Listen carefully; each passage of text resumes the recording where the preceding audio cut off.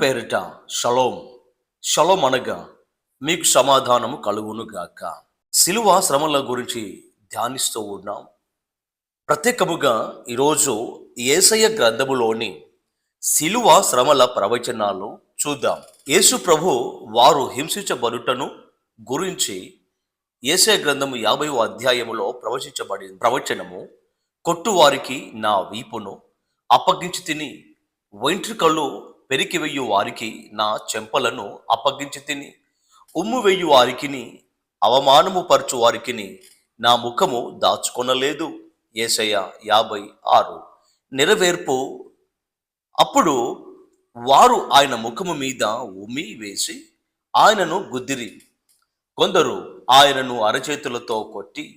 మత్తాయి 26, 67, 68 యేసుని కొరడాలతో కొట్టించి ఆయన మీద ఉమ్మి వేసి ఆ రెల్లును తీసుకొని దానితో ఆయనను తల మీద కొట్టిరి. మత్తాయి 27, 30 యేసు ప్రభు వారి మౌనమును గురించి 53వ అధ్యాయములో ప్రవచనము, బాధింపబడినను అతడు నోరు తెరవలేదు. వదకు తేబడు గొర్రె పిల్లయు బొచ్చు కత్తిరించు వాని ఎదుట గొర్రెయు మౌనముగా ఉండునట్లు అతడు నోరు తెరవలేదు.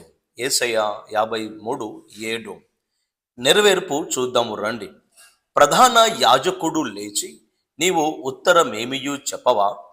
వీరు నీ మీద పలుకుచున్న సాక్ష్యం ఏమని అడగగా యేసు ఊరకుండెను. మత్తాయి 26, 62 ప్రధాన యాజకులను పెద్దలను ఆయన మీద నేరము మోపినప్పుడు ఆయన ప్రత్యుత్తరం ఏమీయూ ఇవ్వలేదు. కాబట్టి పిలాతు, నీ మీద వీరెన్ని నేరములు మోపుచూ ఉన్నారో నీవు వినలేదా అని ఆయనను అడిగెను. అయితే ఆయన ఒక మాట అయినను అతనికి ఉత్తరమియ్యలేదు గనుక అధిపతి మికిలి ఆశ్చర్యపడెను. మత్తాయి 27, 12-14 3 యేసు ప్రభువు గొర్రెపిల్ల అని 53వ అధ్యాయంలో ప్రవచింపబడింది. ప్రవచనము, వదకు తేబడి గొర్రెపిల్లయు యేసయ్య గ్రంథము 53:7లో ఉంది. నెరవేర్పు, ఇదిగో లోక పాపమును మోసుకొని పోవు దేవుని గొర్రెపిల్ల. యోహాను 1:29లో రాయబడి ఉంది. ఇదిగో దేవుని గొర్రెపిల్ల. యోహాను 1:36 4 యేసు ప్రభువు వారు గాయములను పొందుట గూర్చి, దెబ్బలను తినుటను గూర్చి 53వ అధ్యాయములో ప్రవచించబడింది. ప్రవచనము, మన అతిక్రమ క్రియలను బట్టి అతడు గాయపరచబడెను, మన దోషములను బట్టి నలుగుగొట్టబడెను, మన సమాధానార్థమైన శిక్ష అతని మీద పడెను, అతడు పొందిన దెబ్బల చేత మనకు స్వస్థత కలుగుచూ ఉన్నది. యేసయ్య 53, 5 నెరవేర్పు, కొందరు ఆయన ముఖమునకు ఆయనకు ముసుగు వేసి ఆయనను గుద్దుచు బౌంట్రొత్తులను ఆయనను అరచేతులతో కొట్టి పట్టుకొనిరి. యేసు కొరడాలతో కొట్టించి. మార్కు 15:15లో రాయబడి ఉంది. ముళ్ళ కిరీటమును ఆయన తల మీద పెట్టి. మార్కు 15:17లో ఉంది. రెల్లుతో ఆయన తల మీద కొట్టి. మార్కు 15:19లో ఉంది. నంబర్ 5 ప్రభువు వారికి జరిగే అన్యాయపు తీర్పు గురించి 53వ అధ్యాయములో ప్రవచించబడింది. ప్రవచనము, అన్యాయపు తీర్పు నొందిన వాడై అతడు కొనిపోబడెను. యేసయ్య గ్రంథము 53:8 దాని నెరవేర్పు, పిలాతు జనసమూహమును సంతోషపెట్టుటకు మనసు గలవాడై వారికి బరబ్బను విడుదల చేసి యేసును కొరడాలతో కొట్టించి సిలువ వెయ్యనప్పగించెను.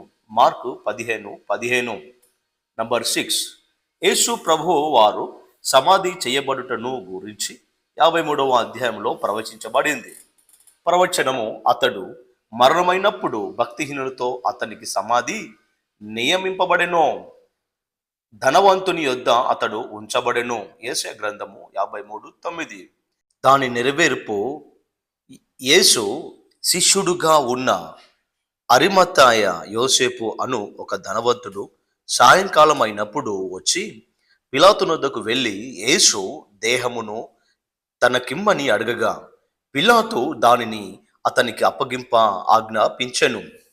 యోసేపు ఆ దేహమును తీసుకొని శుభ్రమైన నార బట్టతో చుట్టి తాను రాతితో తొలిపించుకొనిన క్రొత్త సమాధిలో దానిని ఉంచి సమాధి ద్వారమునకు పెద్ద రాయి పొర్లించి వెళ్ళిపోయెను. మత్తాయి 27:57 నంబర్ 7. అపరాధులలో ఆయన ఒకడుగా ఎంచబడాడని 53వ అధ్యాయంలో ప్రవచించబడింది. ప్రవచనపు అతిక్రమము చెయ్యువారిలో ఎంచబడిన వాడాయను. యేసయ్య 53:12. దాన్ని నెరవేర్పు మరియ కుడివైపున ఒకరిని ఎడమవైపున ఒకరిని ఇద్దరు బందిపోటు దొంగలను ఆయనతో పాటు సిలువ వేసిరి. మార్కు 15:27. నంబర్ 8. వీరేమి చేయుచున్నారో వీరు ఎరగరు, వీరిని క్షమించు అని ప్రభు వారు సిలువలో శత్రువుల కొరకు చేసిన ప్రార్థనను గురించి 53వ అధ్యాయంలో ప్రవచించబడింది. ప్రవచనము అనేకులు పాపమును భరించుచు తిరుగుబాటు చేసిన వారిని గూర్చి విజ్ఞాపనము చేసెను. యేసయ్య 53:12. నెరవేర్పు యేసు తండ్రి వీరేమి చేయుచున్నారో వీరు ఎరగరు గనుక వీరిని క్షమించుడని చెప్పెను. లూకా 23:34. నంబర్ 9. ప్రభువు వారు సిలువ వేయబడుటను గురించి 53వ అధ్యాయములో ప్రవచించబడింది. ప్రవచనం యెహోవా మన యందలి దోషమును అతని మీద మోపెను, అతనిని నలగొట్టుటకు యెహోవాకు ఇష్టమాయెను. అతడు తన్ను తానే అపరాధ పరిహార్థ బలి చెయ్యగా అతన్ని సంతానము చూచును. యెహోవా ఉద్దేశము అతని వలన సఫలమగును. యెహోవా 53:6-10. నెరవేర్పు అప్పుడు సిలువ వేయబడుటకై అతడు ఆయనను వారికి అప్పగించెను. యోహాను 19:16. ఈ విధముగా కొన్ని ప్రవచనములు యేసయ్య గ్రంథములోని శిలువ శ్రమల ప్రవచనములు నెరవేర్పు మనము క్రొత్త నిబంధనలో చూశాము. యేసుక్రీస్తు మరణము సత్యం. యేసుక్రీస్తు పాపుల కొరకై మరణించడము సత్యం. యేసుక్రీస్తు మరణించి తిరిగి లేవడము సత్యం. యేసుక్రీస్తు మరణం గురించి ముందుగా అనేక గ్రంథాలు తెలపరుస్తున్నారు. కాబట్టి ఇది నిజం. క్రీస్తు నిజం, రక్షణ నిజం, పరలోకము నిజం. యేసుక్రీస్తును సొంత రక్షణ అంగీకరించిన వారికి యేసుక్రీస్తు వారిని కుమారులుగా కుమార్తెలుగా అంగీకరిస్తాడు.